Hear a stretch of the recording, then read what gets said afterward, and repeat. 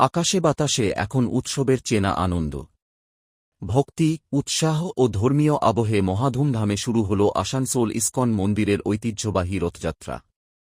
এদিন রাজ্যের পুর ও নগরোন্নয়ন মন্ত্রী অগ্নিমিত্রা পাল নিজ হাতে রথযাত্রার শুভ উদ্বোধন করেন।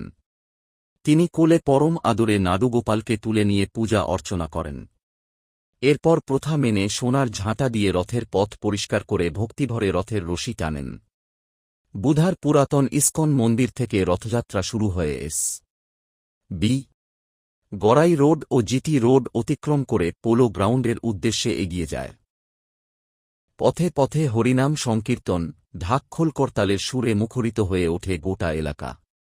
ভক্তদের সঙ্গে তাল মিলিয়ে কীর্তনের তালে দুহাত তুলে নাচেগানে অংশ নেন মন্ত্রী অগ্নিমিত্রা পাল।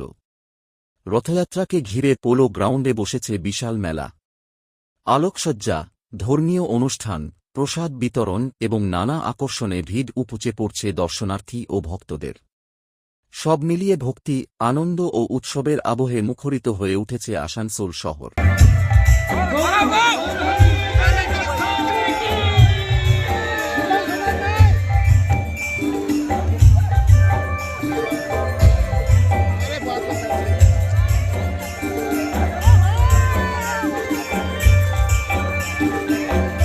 কৃষ্ণ কৃষ্ণ হরি